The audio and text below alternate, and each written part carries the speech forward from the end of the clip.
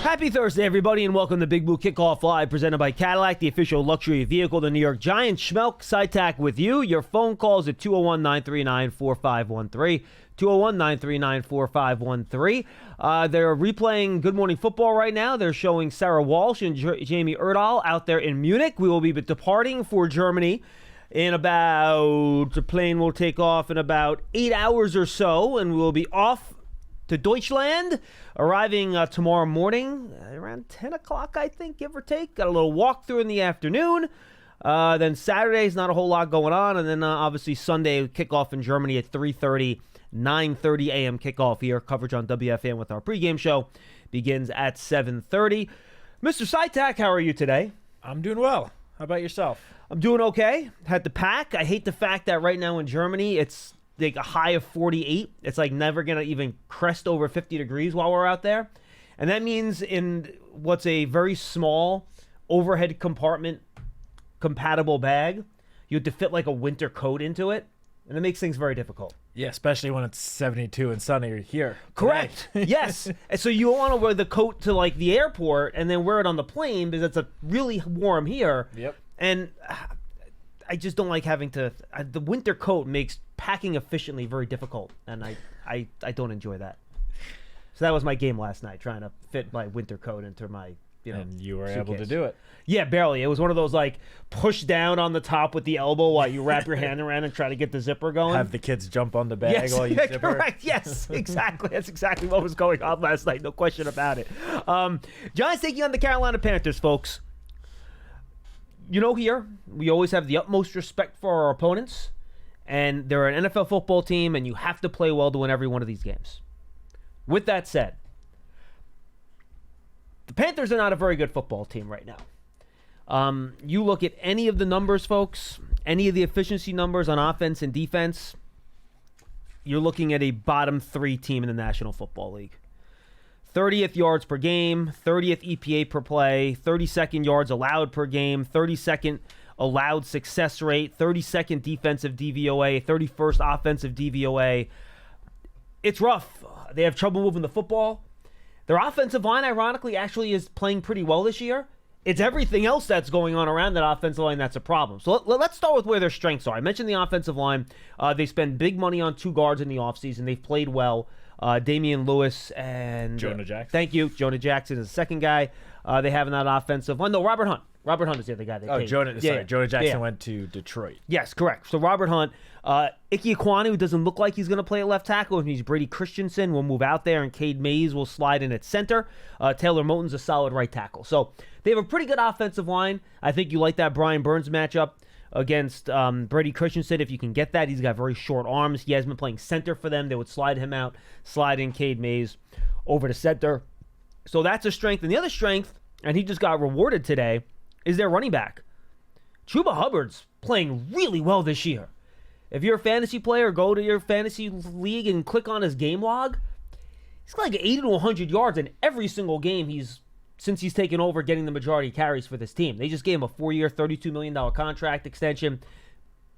Kind of weird considering that they just traded up to take a running back in the second round. I forgot they traded up. They traded up to get him. They gave up, I think, like 2 fifth-round picks or something like that. And they were not a team that was in position to be trading extra draft picks after that Bryce Young trade. Exactly. I forgot they traded up for him. They moved up like 7 spots to take him. Oh, boy. Just to hand Chuba Hubbard, who deserves the extension. Oh, he's playing really well. But it's interesting decision. But yes, interesting. We don't have to go there. Interesting roster building plans there. But look, a lot of teams have two really good running backs, and it works. Look at the Lions with David Montgomery and Jahmyr Gibbs. But the Lions did that after they built a thing around them. Anyway, not important. They can run the football. Yes. We could see Jonathan Brooks for the first time this week as well. I talked to Joe Person yesterday. He does a great job covering the Panthers for The Athletic. That will be in the Johnson podcast on Friday. And he thinks he's going to get his first action. How much action he's going to get, we'll have to wait and see. But the Panthers can run the football. So if there's one thing that they can do well, it's run the football.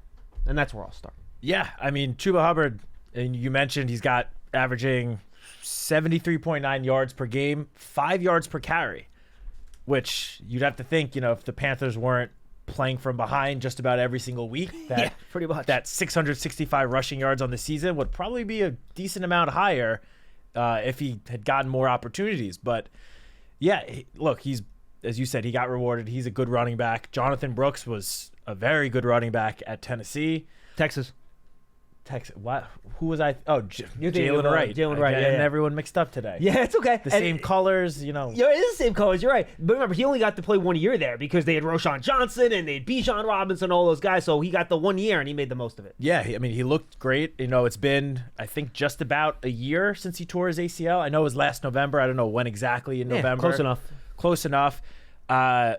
Little surprise. I mean, I guess the Panthers don't have a ton to play for, because otherwise a little surprised it's taken him this long to sort of get activated from the NFI list. He just got activated yesterday, the last possible day they had in the 21-day window. I think they're just taking their time. Why rush him? Look, they're a 2-7 team that clearly was realistic about their chances of contending this season, knowing it would be a long shot, which it clearly is. And so they played the slow game with him, which, I guess that's smart in the long run. Just going back to the Chuba Hubbard extension, it's a little interesting to me to, give Chuba Hubbard this 4-year extension when you haven't even seen the second round rookie play yet, a single snap. But nonetheless, they definitely can run the ball. Even Miles Sanders has had some success running the ball this season when, it seemed like he was completely done. They spent money on him, 2 years ago in free agency, right? Yep. And they also have some talented group of wide receivers. Young wide receivers. Yeah. Young. They traded Deontay Johnson last week to the Baltimore Ravens, sort of as like a shift to the youth movement. We had already seen rookie Xavier Legette get a good amount of playing time. He had already become one of the starting wide receivers because in the beginning of the season, veteran Adam Thielen got hurt, went on injured reserve. It doesn't look like he's going to make it for this game. So Xavier Legette has really stepped up. He's gotten, how many touchdowns does he have on the season? 4 touchdowns on the season. Touchdowns in 2 straight games, 3 of the last 4. He's really played well. And then this guy kind of came out of nowhere, Jalen Coker. And you guys know how many people I watch in the draft. My brother asked me this. He was trying to pick him up in his fantasy league. He goes, John, tell me about Jalen Coker. I knew the draft. Guy, Pete, I got to be honest with you.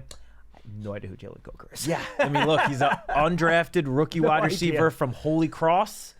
Not really a big name, but 2 weeks ago he had 4 catches for 78 yards and a touchdown against the Broncos, who the Broncos have a good pass defense. No, he's been a good player. He played well. Not as much last week, only 2 catches for 36 yards, but Coker and Legette are going to be the starting wide receivers now moving forward, at least until potentially Thielen returns. And they also traded Jonathan Mingo for the 4th round pick. That's true. They just traded Jonathan Mingo as well. So clearly the Panthers are focusing on, the youth movement. They have who might have been my favorite tight end going into the draft, Jatavian Sanders, who is just starting to really kind of get it going. They're starting to use him more, play him more. He had 4 catches for a season high 87 yards last week. 2 weeks prior to that, 6 catches for 61 yards. The week before that, 5 for 49. So they're really starting to implement him more into the offense. He can catch it. He can definitely catch the ball. So yeah, this is a very young football team, similar to the Giants. It seems like especially on the offensive side of the ball. We haven't even talked about Bryce Young, who's going to be starting under center, second-year quarterback. He's clearly had his ups and downs. I would say the last 2 weeks have definitely been more up than down for him. He's looked a lot better these last 2 games than he did the first 2 weeks of the season, which is all he got before he got benched for Andy Dalton. Andy Dalton then subsequently got into a minor car accident, suffered a sprained thumb. He's been out. And Bryce Young has taken advantage of, this opportunity to sort of retake, at least temporarily, the starting quarterback spot. A touchdown and 171 yards last week, completed 61.5% of his throws. The week before that, completed nearly 65% of his throws, 224 yards, 2 touchdowns. Now, he has thrown 3 interceptions total in these last 2 games. He also threw 3 interceptions in the first 2 games. So if there was ever an opportunity for the Giants to finally get on track in the interception department, because Giants have only had 1, and it came from linebacker Darius Muasau in the season opener, this would certainly be the matchup to, get back on track. Here's a nugget for you. Did you know the Giants have not won the turnover battle in any game this year?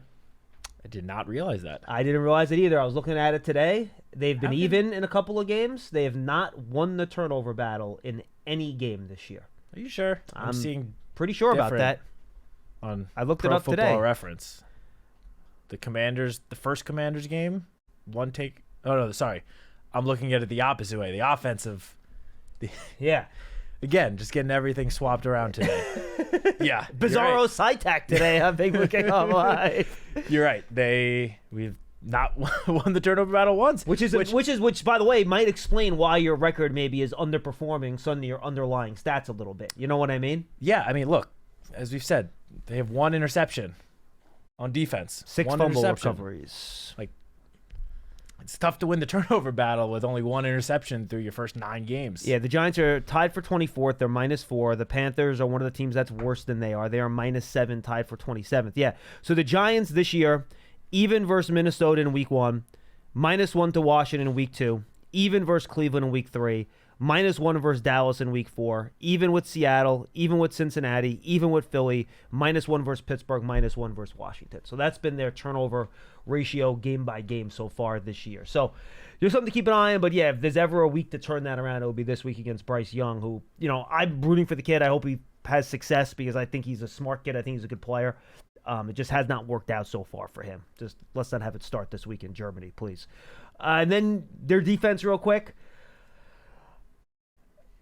I have trouble finding a strength here, to be honest with you. They don't rush the passer well. Jadeveon Clowney is a vet. He's there. Charles Harris is a vet. He's there, but no one that really scares you as a pass rusher. J.C. Horn is probably their best player on defense at cornerback. They play a lot of single high, a lot of man, a lot of mostly cover 3, some man.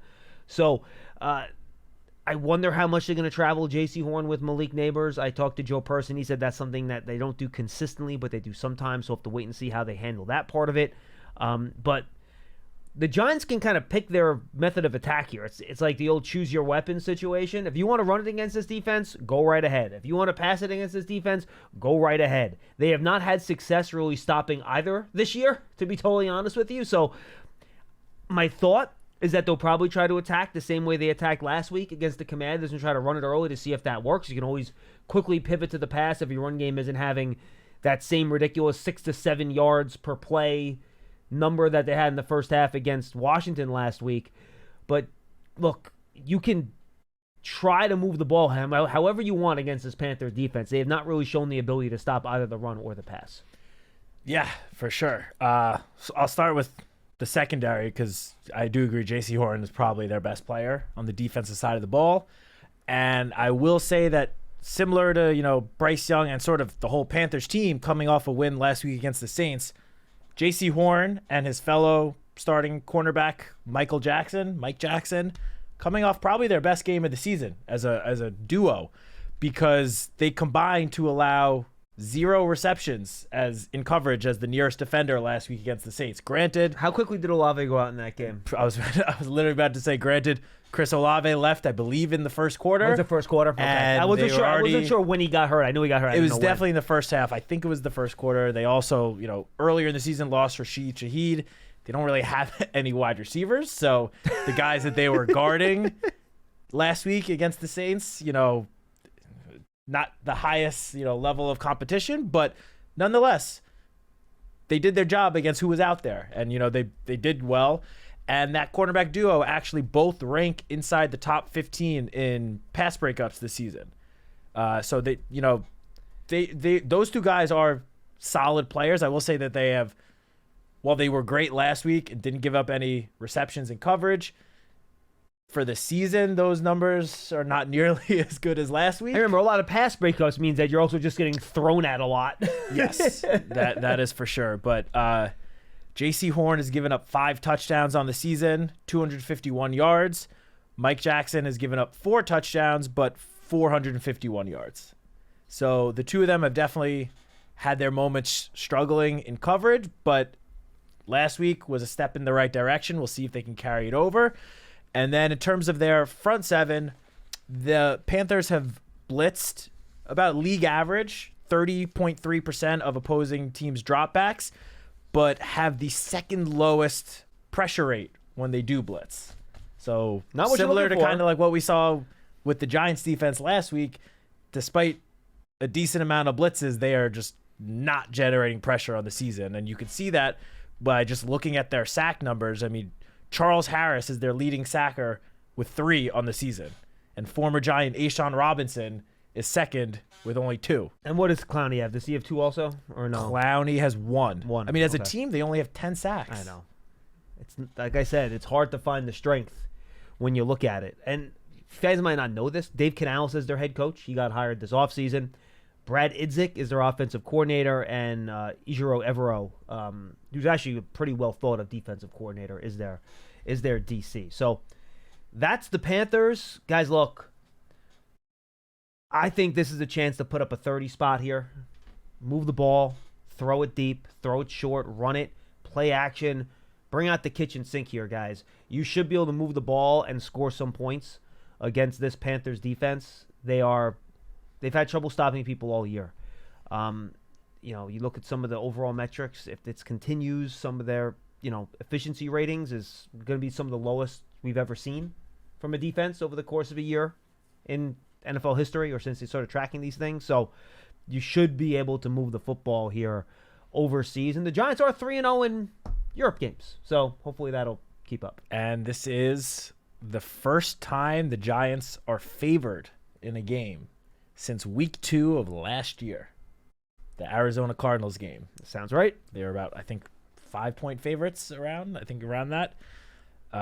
This is a good of an opportunity as the Giants are going to get for just a get-right game. Get both sides of the ball firing on all cylinders and hopefully get a nice, good win to make you feel good heading into the bye. And then you come out in the second half of the season and a little healthier, and who knows what could happen. I'm not looking for style points and just win the game any way you can, but I'd love to see like a nice, sitting there in the booth in Munich at the start of the fourth quarter, you're up 3 scores, and you could just be like, all right, this is nice. You don't have to stress out for like the last 15 minutes of this game. You can just run the clock out. You can be a little conservative. Let's not have this go down to the final drive of the fourth quarter, please. Yeah, I'm with you. I mean, no game is a guarantee, as we've come to learn. That's why I opened the show that way, by the way. By no means are we saying that there's a guaranteed win or anything like that. But I will just say that there are no guaranteed wins for the New York Football Giants. For anyone. No, for anyone. That's correct. Anyone across the NFL. But I will just say that on paper, this matchup bodes well for the Giants. I mean, you look at some of the Giants' strengths, it matches up well with Carolina's weaknesses. And in particular, like Bryce Young, for example, according to Next Gen Stats, he releases the ball a full second after he faces pressure, which is the 5th longest time to throw. And obviously, as we know, the Giants have been getting pressure at a very high rate. And when they have been getting pressure, they've been able to convert them to sacks this season at the highest rate in the NFL. Similarly, some of the Giants, you could say weaknesses, match up pretty well with Carolina in what areas that they have also been struggling with this year. Again, going back to Bryce Young, against zone coverage, he has never thrown a touchdown pass. Is that true? 18 games or so, 20 games that he's played, 21, he has never thrown a touchdown in 444 pass attempts against zone coverage. Well, I'm just saying. I know you are just Giants you are pulling a Datino here. The Giants, no, but I'm saying the Giants have struggled in that area this season. They have. You're right. They have struggled in zone coverage. They have a 102.5 passer rating, which is the 3rd highest in the league. That they've surrendered to the other team in zone coverage this season. But again, even though that's been a struggle for the Giants, it matches up with what Carolina has also struggled with. And we should point out, the way we're talking about this, you know what I don't know if the Panthers do a show like this, but if they are, you know what they're saying? They're probably saying similar things. Hey, the Giants have the 32nd ranked scoring offense in the league. No one scores fewer points than the Giants. If there's ever a game that we can go out there and win because the other teams can't score enough points, this is the game. Yeah. This is the game. Let's go out to Germany when it'll be the first time Bryce Young ever won consecutive games in his career if he wins this game today, if he wins the game on Sunday. So the Panthers are saying the exact same thing. But the Giants have a superiority in terms of talent, even though the records are the same, and they need to make sure that talent utilizes those advantages to their max. But look, the Panthers are going into this game probably excited that, look, the Giants have lost a bunch of close games this year. We keep this game close. And that's why I don't want to keep this game close in the fourth quarter. That's kind of my point, right? The Giants have had such a propensity for figuring out a way to lose so many of these close games that let's not leave that to chance, right? Have a couple score lead. Don't let the Panthers have the ball with a chance to win or tie at the end of the game. Don't let it get there. It's not going to be easy. It's going to be tough. It's an NFL football game. But try to make this going into the bye a nice feel-good experience. That would be really, really nice with a 8-hour, 7-hour flight home from Munich on Sunday night, rolling into like 2 o'clock in the morning. Yeah, it definitely would. And look, when your record is 2-7, doesn't matter who you are, the opponent that you're facing that week is going to look at you and be like, all right, this is a good get-right matchup for us. And now both teams enter this game at 2-7. So 2 of the 7 teams in the NFL that are 2-7, another 2 are 2-6. So yeah, so look, you're right. We can stand up here and give all these positive stats onto why this matchup is good for the Giants, but you're right. People down in Carolina probably pointing out some of the Giants' weaknesses and saying the same thing. That's why every Sunday you got to go out there and actually play all 60 minutes in order to get the W. And you can't – the Giants are not in a situation – look, if you're the Ravens and you show up and play your B-minus game against a team like the Panthers, you might have a chance to still win that game, right? The Giants can't afford to show up and play their B-minus game against anybody because they can lose to anybody in this league, right? If they play their A-plus game, they could probably beat most teams in this league too. Yep. But you can't go up there and play your B-minus game because if the Panthers come and play their A-plus game, you can lose. And you could lose by a score or 2, depending on how that game goes. So just something to keep in mind. 201-939-4513. Go subscribe to the John Settle podcast, folks. Fun episode coming up today. I don't think that's up there yet, but the UK and Irish Big Blue podcast, right? That's correct. Thank you. Or maybe the Big Blue UK Ireland podcast, I think. That's right? the order. I got it reversed. Sorry. Big Blue UK and Ireland podcast. 3 guys from that show came on, joined me. We talked mostly Giants. We did a little stuff about overseas football, but it was mostly Giant stuff. We did a lot of German talk. If you want to talk about Germany, go check out the episode I did with Marcus Kuhn a couple days ago. A lot of stuff about the Germans in that one. Crazy that they could barely get tickets to the game.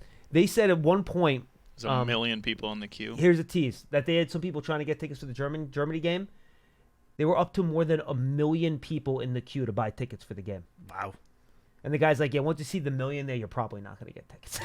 Yeah, you're probably not. And the one guy that got him for the podcast, and I think 3 or 4 of them were going, I think he said he was something like 140,000? 140,000th on the queue to buy tickets, and he managed to get some of the last couple that were left for their group.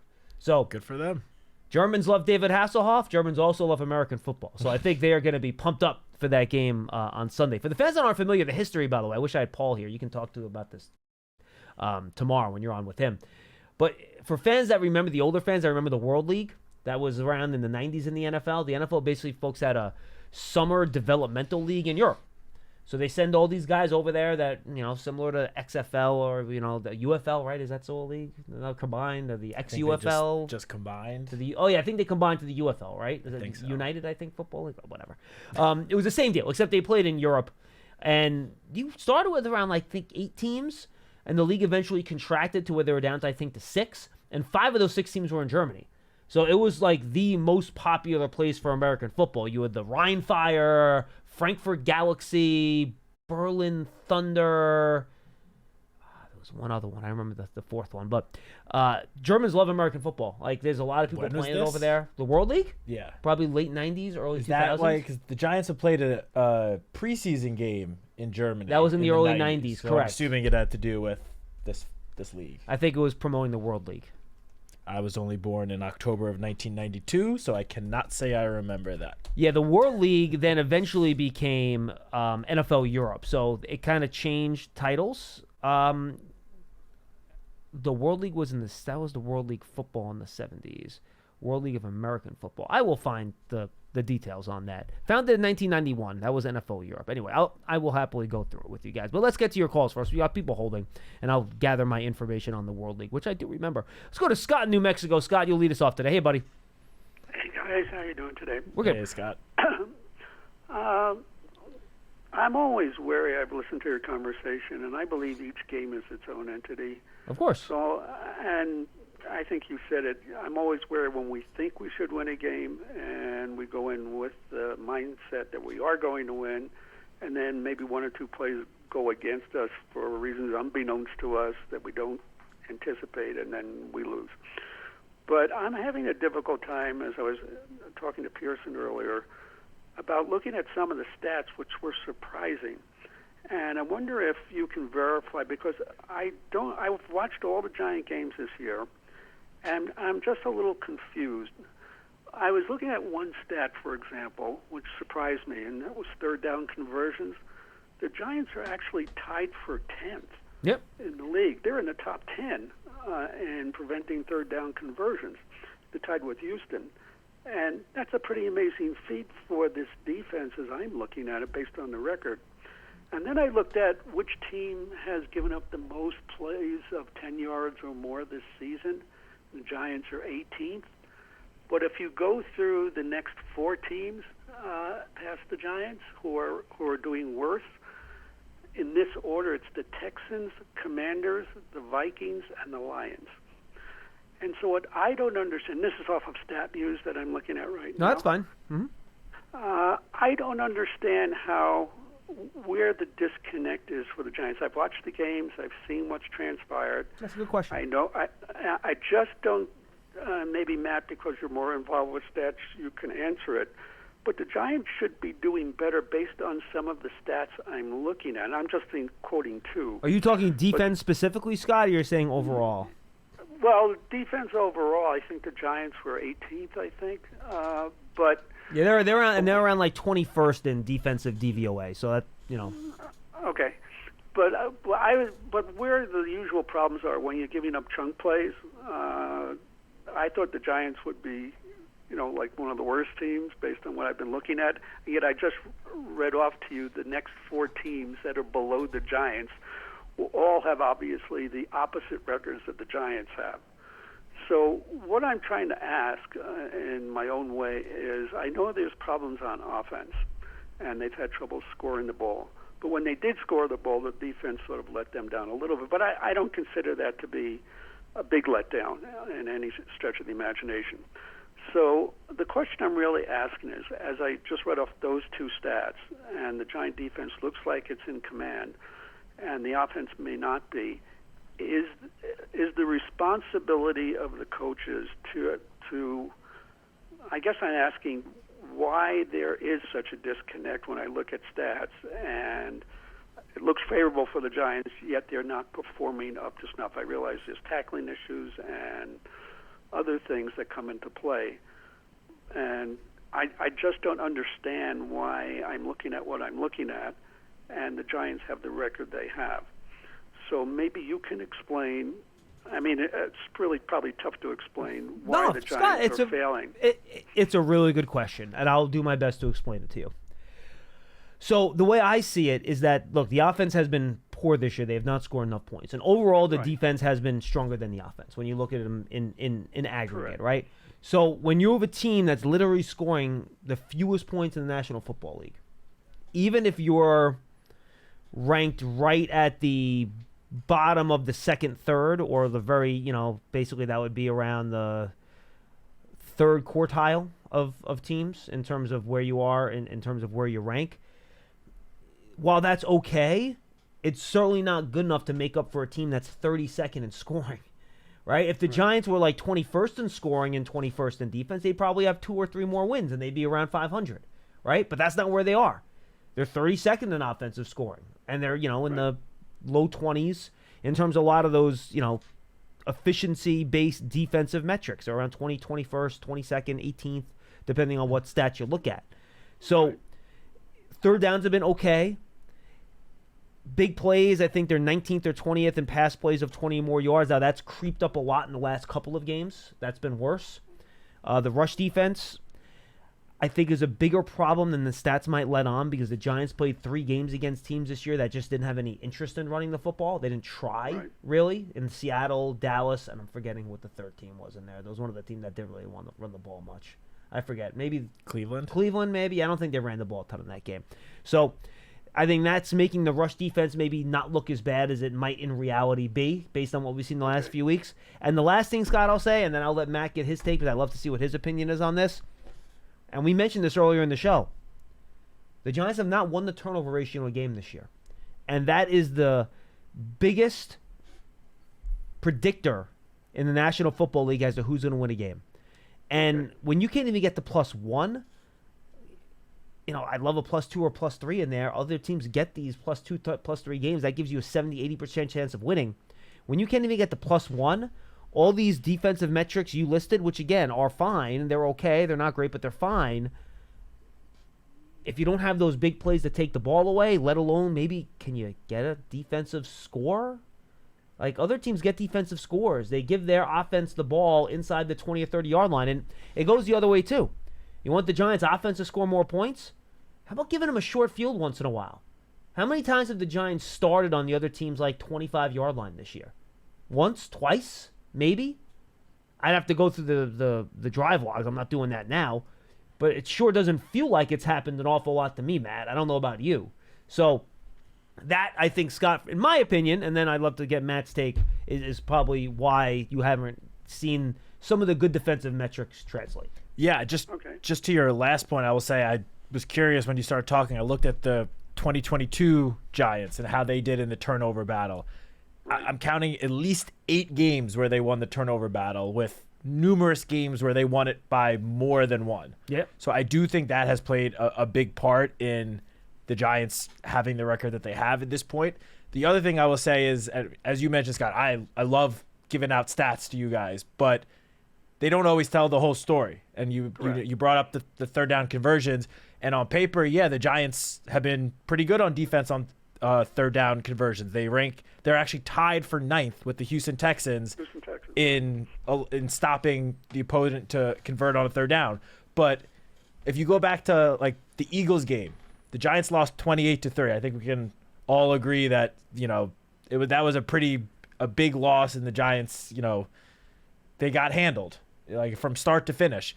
But if you look at what the Eagles did on third down in that game, they went 1 for 13. And they still, blew the Giants out that game. Also, look at what the Giants' rate is of stopping teams on 4th down.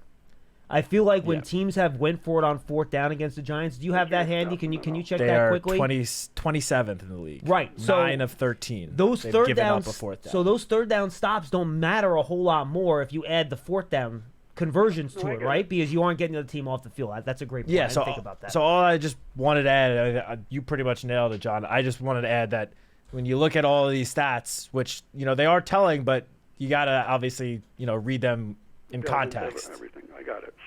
One last question, I'll let you guys go.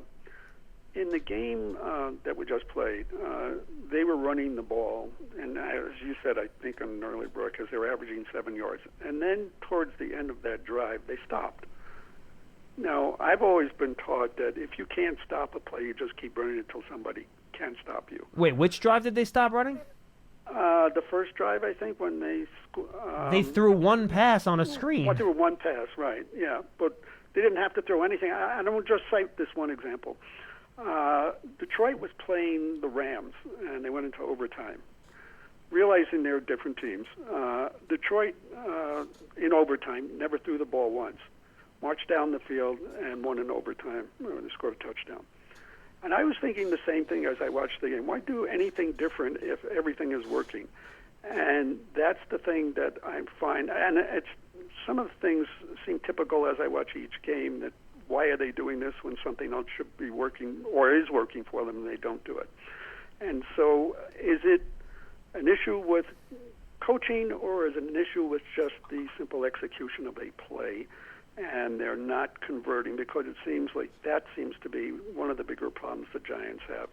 And on that, I'll take the answers off the air and let you get back to your next caller. Thanks, Scott. I appreciate the call. Look, I think it's just poor execution on a play. I mean, you had the one to Wanda Robinson that lost, 6 yards? Yep. And then I think they ended up still converting a first down on that particular drive, though, if I remember correctly, right? On that particular series of downs, I think they ended up converting a first down anyway. And then on the next series of downs is when they had the sack fumble on the other attempted screen when Chris Hubbard got ran around a little bit too quickly. I think that's what happened, if I remember correctly. I don't have the play-by-play in front of me. You do. But, look, I can't – they ran it. Yep. They passed it 6 times in the first half, and they ran it, they were 20 times, whatever they ran in that first half. Even more, I think 22 22, something like that. So I can't. Everyone was saying they didn't pass it enough. Now, Scott, and I told Scott, I actually understand your point more than I understand the other point, that they should have, why pass it at all when you're running at 7 yards per carry? I get where you're coming from in that, but I can't lose my mind over 6 passes and a half. Yeah, I don't think I've ever seen a stat line at halftime of a quarterback with 4 completions for 0 yards and a passing touchdown. Did you see what his passer rating was in the first half? No. 4 for 6? I believe it was 112. With 4 0 for 6, yards? 0 yards at a touchdown. That's great. Just shows you how ridiculous passer rating can be. When you have 0 net passing yards, you can have a 100 quarterback rating. It's kind of amazing. Yeah. Nice touchdown throw to Chris Manhurts, though. It was after he got Nice one play taken by off both the board sides. a couple weeks prior, or Yeah. 1 week prior, right? And, I think that's part of the thing, too. A couple people lamenting about the team's offense, and I think they've actually moved the ball fairly well this year. And a big reason why they've had issues scoring points and why they're ranked last in terms of scoring points in the National Football League, quite frankly, is because the red zone offense has been so poor. Right now, the Giants are last in the NFL with a 40% red zone touchdown conversion rate. And, by the way, it's more than 5% lower than the next worst team. Hello, Dallas Cowboys. So they're not that close to the team that's ahead of them. Now, there are a couple things I want to bring up in regards to that. And we are taking your calls, by the way. We have an open line, 201-939-4513. They had the series against the Browns where they were in the red zone. They kneeled it down at the end of the game. So that's a failure in that category that probably shouldn't count as a failure, but it technically does because of what it is. Then you also had a touchdown taken off the board with the Chris Manhurts touchdown. That got taken off the board with a penalty. And then there was another touchdown. Wandell this past Sunday. Yeah, and then Wandell this Sunday. Thank you. That got taken off the board with a touchdown. So those are 3 conversions that either the attempt should be taken off for the kneel down, or you could have 2 conversions the last 2 weeks on those 2 plays. But penalties and, of course, the kneel down took that away. So I think the overall number would look slightly better if you don't have those 3 individual plays, but it's still certainly not good enough, Matt. And given this team has run the ball a lot more successfully the last couple of weeks, you would hope the red zone numbers would get better, and I think they have been a little bit better the last couple of weeks. But if you want to consistently score more points, we talked about the takeaways generating some points, you got to score touchdowns when you get the chance. And even though this team has moved the ball better, the Giants are right now 26th in yards per game. Not great, but it's not 32nd, right? They're 20th in rushing yards, 19th in rushing yards per game, 23rd in passing yards per game. Those aren't awful numbers, but their lack of production in the red zone has really just killed their scoring offense. And they've missed a bunch of field goals too, which has made that scoring offense look worse. Yeah, and I can't remember what game, but didn't Theo Johnson at one point have a touchdown taken away for an offensive pass interference as well? You know what is funny? I don't know if that was in the red zone. I was thinking about it this morning, and I thought I remembered that play too, and I couldn't find it. I didn't have a chance to. I've been getting ready for Germany, so I didn't have a chance to do a full scouring of the box scores, but I vaguely remember that as well. Yeah, I don't remember what game it was, and I me do a quick Google don't even search. remember if it was necessarily in the red zone. Oh, no, yeah. So it was the Eagles game, and it was. It was 3rd and 4 on the Eagles' 10, and he threw that touchdown to Theo Johnson. They called it offensive pass interference, and then they had to kick a field goal. That, I believe, was actually a good call, right? I think there was a real pick on that. Oh, no, yeah, that's what he pushed off the defender. That's right. Yeah, I mean, yeah. He pushed off. So, you're right. So, 3 red zone touchdowns taken off the boards due to penalties. And how many other drives, it wasn't actually on a touchdown, but they got inside the red zone, took penalties, and that messed up their drive. So, when you get in there, you can't have these penalties and these mistakes. It's going to kill your touchdowns, which, again, kill your points, which prevent you from winning games. Yeah. Got nothing else to add? Yeah, it's just very frustrating. You also They have added- moved the ball okay. Like they moved the ball good enough, no, but it's been better than I think what we've seen the last couple of years as well. Yeah, I mean, you have. I don't know if there are more examples than just this, but this is the one that came to mind in the Steelers game when the Giants got the ball, for once in the other team's territory to start the drive towards the end of the game, and they had it on the Steelers' 19-yard line, and then Daniel Jones gets strip sacked and the Steelers recover the ball. That's another Red zone turnovers. another failed red zone attempt. And didn't the DJ have a? The he had interception later was outside the red zone. No, but he had a touchdown earlier in the year. Not a touchdown, but he had an interception in the red zone earlier in the year. Remember when he was trying to throw it away out of bounds? Was that week 1, the Vikings game? Yeah, I think it was week 1 against the Vikings. So that's another. So there's 2 red zone turnovers for you. We had 3 red zone touchdowns taken off the board due to penalties. So these are self-inflicted wounds, folks, where if you do those things a little bit better, your red zone percentage is going to look, again, it's not like you're going to go from 32nd to 10th. Yeah. But it would look a little better. you're not going to be sitting in the basement with like 2 floors of people above you before you get to the next worst team. Yeah. That's all I'm saying. 201-939-4513. Matt on Long Island. He's up next. Hi, Matt. Hey, John, how are you? We're good. Okay, great. Listen, I just wanted to talk about Joe Shane for a little bit. And I want to start out saying I really like Shane. I like the moves he's made, draft picks, guys I would have wanted. But one little bone I want to pick with is the signing of Drew Lock. To me, that was just a waste of $5 million. I don't see the upside of him over DeVito, to be honest with you. He's not the future. I think you sign a guy like Locke if you're like maybe the Dolphins, right? They lost Tua. They fell off a cliff.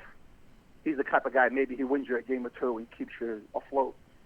But I don't think we needed that. We weren't that kind of team. I think DeVito proved last year that he was good enough to get you by for a couple of games if something happened. Because I don't think we were that good enough of a team.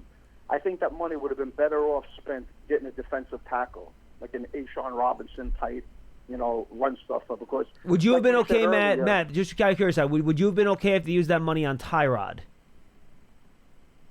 No. Because I really don't think we needed. You don't think Tyrod is significantly better than DeVito? 100%. No, 100%. Okay. I do. But I just don't think our team is in that position where we needed that right now. I just don't see it. Well, No, but here's the let thing, me- Matt. Remember, we know now, just real quick, and I think you're about to hit what I was about to say. and I will let you continue. When they signed Locke, they didn't know where Daniel was with his ACL yet. I think if you would have told them back then, and you could use your crystal ball and see that he's going to be 100% ready to go start of the year and fine, maybe they take a little bit different of a strategy there. But I think, given the injury with Daniel, Matt, I think maybe that's why they decided to be a little bit more aggressive. And according to Hard Knocks, they obviously did try to sign Tyrod first, and they just, the Jets threw too much money at him. Right. Obviously, I agree with you on hindsight, but I still don't see that much of an upgrade with Locke over Vito. I mean, yes, he's probably a little better. He has a little more experience. But, I mean, the guy won 3 games last year. And I'm not trying to build him up. That's not where I'm going. No, I got you. I'm just saying I think we really needed defensive tackles who can stop the run. Because like you said earlier, a couple of teams didn't run on us, but they didn't try to run on us. I mean, Washington ran the ball down our throats the first game.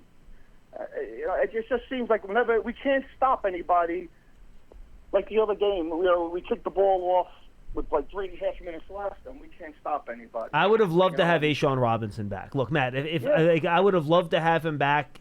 They just couldn't make it work for whatever reason. But if that's your criticism, I understand where you're coming from with that.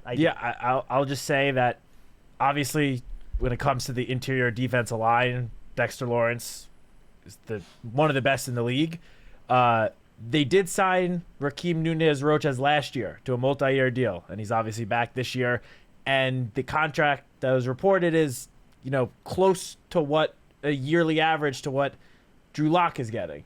And they also kind of assumed that between some of the younger defensive tackles on the roster, between, DJ Davidson, Jordan Riley, I think they were at least hoping that one of those guys would take a big jump this year. And I think they were kind of betting on the defensive line coach, Andre Patterson, who we talked about being one of the best in the league, helping those guys make a big jump and sort of solidify themselves as the second or potentially third defensive tackle next to Dexter Lawrence and Nacho.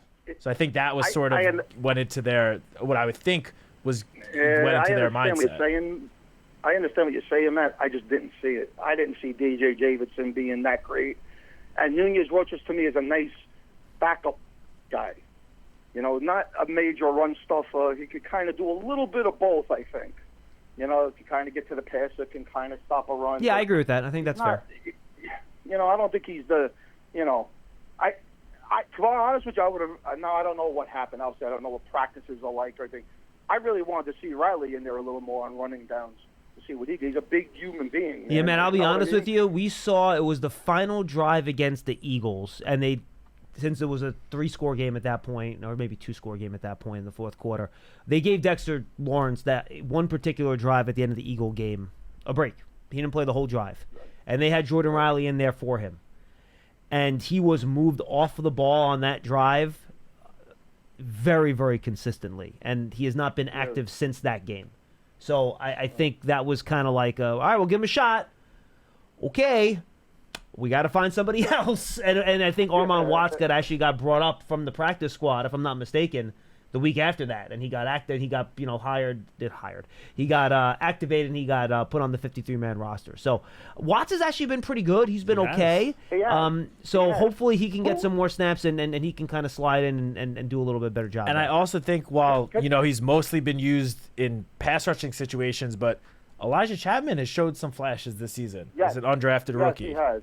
And I wouldn't be surprised if, the second half of the season out of the bye week, I wouldn't be surprised if he starts getting a little more opportunity. He's been playing around like 8 to 12 snaps a game, depending on the week, something like that. Mm-hmm. Yes.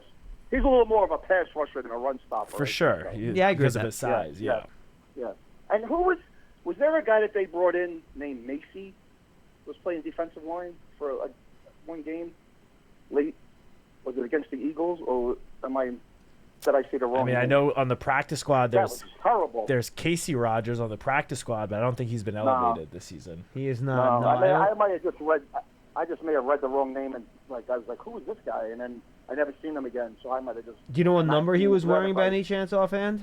No. It was a couple of weeks ago, and maybe it was Riley, and I don't know. Maybe that actually did just remind me that it wasn't like a big money deal in the offseason, but. Appreciate it, Matt. Thank you for the call, buddy. But Joe Shane actually did sign a veteran defensive tackle in the offseason, and Jordan Phillips.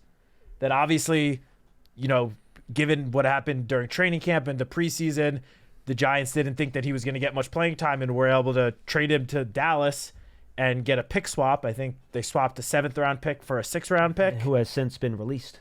Exactly. The Cowboys released him, but the Giants did sign him as a guy that's been around the league for years, had previous success as a pass rusher in the NFL. I think he had a season of 9 sacks. Granted, that was 4 or 5 years ago, but I don't think I guess it's necessarily fair to say that Joe Shane ignored that spot altogether, because they had some young guys that they were sort of banking on their development. They brought in a guy like Jordan Phillips. Obviously, it didn't end up working out. And A'Shawn got a big deal. He got a 3-year, $22 million contract. Yeah, that was when he signed that. I was like, wow, that is more than I thought he would get. And now he was good last year. He played really well against the run last year. When the Giants traded Leonard Williams last year, he stepped up in a very big way. I just didn't think he was going to get that much money. And we'll see A'Shawn this week when they play the Panthers. Yeah, but obviously it was great for him. Yeah. And again, when looking at the roster construction for this season, going into week 10, it's obviously a little easier to look back in hindsight and say, should have done X, Y, and Z instead of A, B, and C.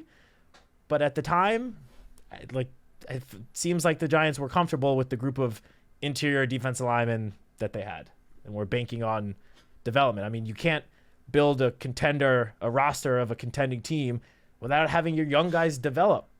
Yeah. That's a winning team is made up of a lot of guys on their rookie contracts. Hey, what did we say this offseason? The most important key to the Giants' success this year for all the young guys to take the next step. We said it a million times, and that remains the case. So these guys are going to have to step up and do a good job. We are going to end the show a couple minutes early today. We have coordinators in about 3 or 4 minutes outside, so we want to make sure we get to them. Either Citak or Salmon will be tweeting out what those guys say outside, so we want to get to that.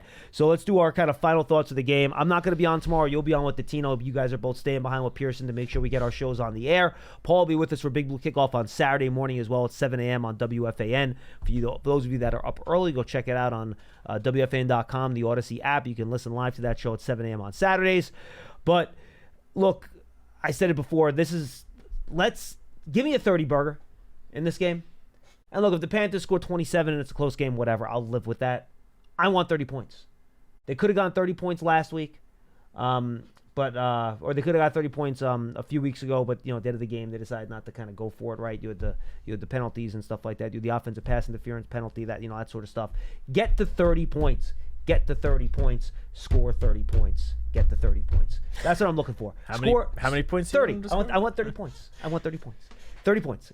Just get to 30. I don't care if you run it. I don't care if DJ throws for 300, they run for 75, or if they run for 200 and DJ throws for 135. Just get to 30 points, win the turnover battle, have a nice, fun trip to Munich so we have an enjoyable 7.5-hour flight home. 30 what? Points. Gotcha. For me, the biggest thing I want to see is just, and I mean, this might sound basic, but I just want to see good fundamental football. I want to see this team decrease, I guess, the self-inflicted mistakes and errors that we've seen between penalties and turnovers. I mean, we just discussed the reason that the red zone conversion percentage is the last in the NFL. Not all of them, but a lot of them is because of just mistakes, mental mistakes. You're going to make me go back and look at all these red zone failures now to see how many of them were self-inflicted wounds, aren't you? I'm honestly kind of curious after we just remembered so many just off the top of our heads. It's a lot. Yeah, it's more than you'd hope. And look, I think if the Giants are able to, succeed in that area, limit those mental mistakes, whether it's penalties or turnovers on offense, and then this Giants team has the talent, I think, to obviously contend with anyone in the NFL when the team is playing up to its potential. I think that if they can do that, then they could win this game, and I think it could be not that close. Obviously, that would require the Giants to play up to their full potential, which they've only done a couple of times this season. If the Giants bring their A game on all three sides of the ball, I don't see why they shouldn't be able to easily win this game. But that's something that they need to start doing on a consistent basis, and because we haven't seen it that much this year. But I think the team is capable of it, and I think / sure hope that this week we see it again, because we've only seen it pretty much in the 2 wins this season is when they really played, I'm not going to say mistake-free football, but for the most part, they played pretty good football on all 3 sides of the ball.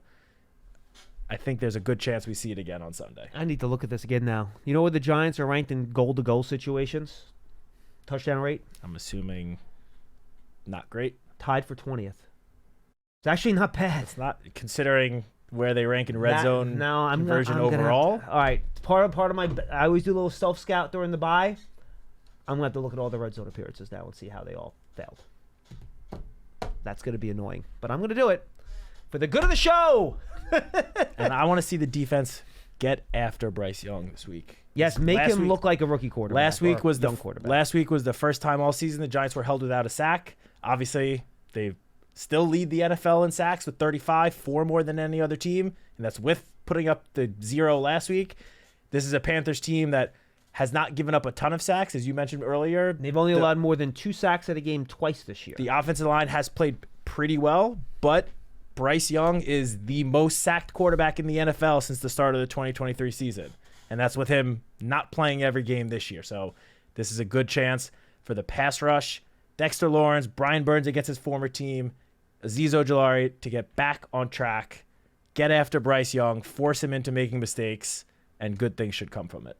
Citak, hold down the fort for us, big man. Will do. For Matthew Citak, I'm John Schmeelk. Thank you to Pearson. He'll be here minding the shop as well. I am John Schmeelk. I'm off to Munich, to Tino and Citak tomorrow. And by the way, next week, just to get ahead of things, we're going to have 2 shows next week live, Monday and Tuesday. Then we are going to take some much-needed time off. We will have some huddles and draft seasons coming up, Papa's perspective, things like that. I think other points during the week. So there'll be some content, just only Big Blue Kickoff live on Monday and Tuesday. As always, it's presented by Cadillac, the official vehicle of the Giants. Thanks for being with us, everybody. I'll talk to you from Munich. I'm going to try to call into the show tomorrow from Munich. I'm going to see if I can pull that one off, all right? We'd love for you to join us. We'll talk to you then. Adios.